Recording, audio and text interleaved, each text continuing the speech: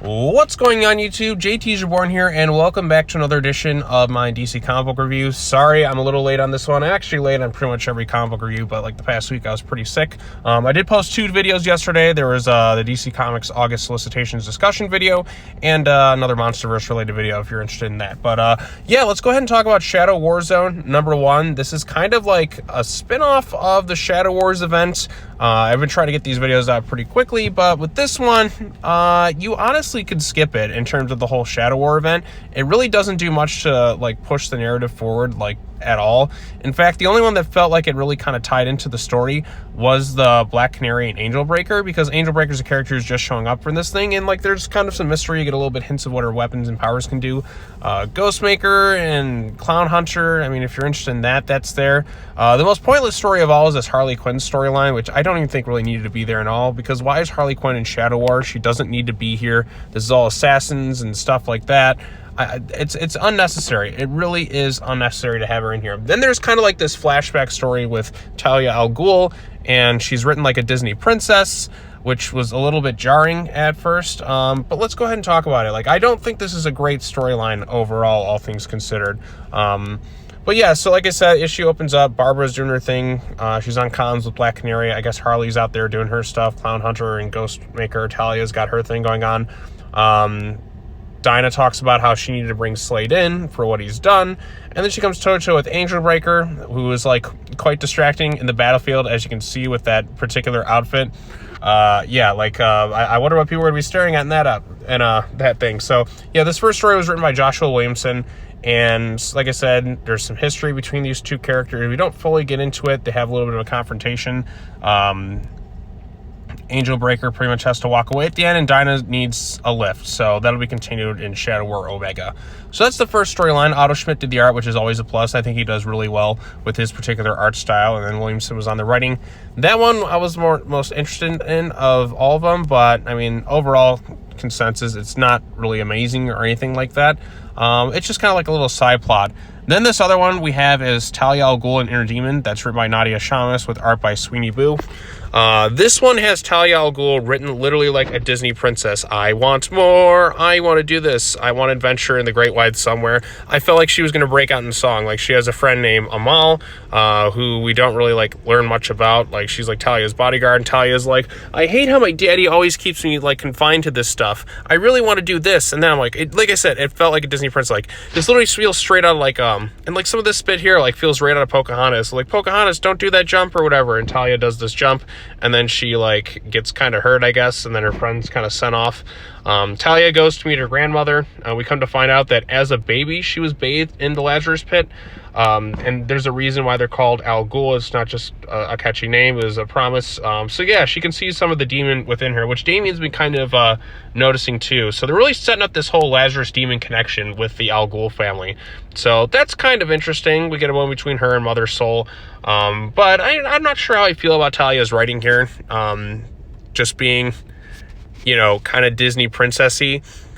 I mean, I was just expecting her to break out in a song at some point. But it is interesting to kind of find out that she was bathed in the Lazarus pit as a baby. So that demon that's within her, I guess, has influenced every negative decision. Is that where they're going to go with all this stuff? I don't exactly know. We'll see where we go from here. But next storyline afterwards is Panic Room, written by Ed Brisson with inks by Mark Morales. This is Ghostmaker and Clown Hunter. Now, Ghostmaker and Clown Hunter are kind of doing their thing, kind of fighting off various ninjas. Ghostmaker kind of sets them off to kind of do, like, see how much the training's come. And you know what the thing is? Like, it's amazing how only a few months of training, like, with a kid, automatically makes them better than, like, all these, like, League of Assassins members who have supposedly trained for years. They really got to fix the training in the League of Assassins, because it's just not very good. Like, these ninjas just get their asses handed to them quite easily. But yeah, they had their little scuffle, and they're trying to protect somebody, and the storyline's going to continue from there. So there we go. And then the last storyline, which is one I don't really think we needed at all. This one's written by Stephanie Phillips. It's a Harley Quinn thing, and she's kind of off doing her thing. She's being monitored also by Luke Fox. She quotes a bunch of movie things. And then another character pops up. I forget her name. Was it Lashina or something like that? but yeah, Luke Fox been kind of monitoring her. Not sure why we needed this one at all. You could have cut that one out entirely, and I don't think you'd miss anything in the Shadow War event. At least Ghostmaker was kind of in the main storyline, along with Batman and that, with Clown Hunter and that, so there's that. Same with Black Canary and all that. She's tied to the Deathstroke book, given what's going on with Slade. And then the other one's Talia based, so, you know, she's the main factor in the book. So, yeah, like I said, most of this stuff is kind of skippable. All things considered, this is the weakest issue overall in terms of the Shadow War event. Really nothing wow or spectacular with this thing, and I'm kind of disappointed with it, all things considered. But if you want a little bit more to the event, with things that kind of tie in just a little bit, then I guess it's worth checking out. There's some good artwork in here, so that at least that's a plus. But the stories are leaving a lot left to be desired. So yeah, those are my thoughts on it. If you like the issue, tell me your thoughts in the comments section down below. Also, I gotta mention, some news dropped today at the time of recording this. Joshua Williamson just announced that at Robin 17 in August, he's going to be leaving the book, which is a really big disappointing thing for me. I made a post about it. I'm bummed. A lot of people are bummed. He's been doing a really good job with the Robin book overall.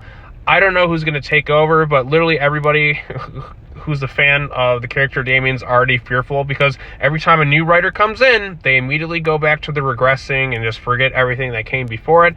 That's a big concern of mine, because like, it's happened so many times. It's just like, you just have to, like, you know, like, you clench up, like, is somebody going to do this thing again? Because it happens every single time, and it is quite annoying. Like, dude, the writers not even read the runs they're brought on. So whoever is brought on, I know some people are thinking it might be Mark Waid, because he's going to be writing that Batman vs. Robin book in September, conveniently after Williamson's run ends. But I hope it's somebody who loves the character, respects the character, and actually wants to see the character grow. Or maybe it's the end of the book. I don't know. I just know that Robin is one of the better books at DC. It's my favorite ongoing. So we'll see where we go from here. But anyways, those are my thoughts on Shadow War Zone number 1. Tell me your thoughts on it in the comment section down below. Be sure to like this video, share it with your friends, subscribe to the YouTube channel for more content, hit that bell for notifications. Be sure to come back next time. I still got to catch up on a lot of comic books this week. I haven't even read like any of them in the past weeks, so it's gonna be a lot of catching up on, but I wanted to get this video out today. So anyways, that's all I gotta say. As always, take care now, bye bye then, and I will see you all in the next video. Peace.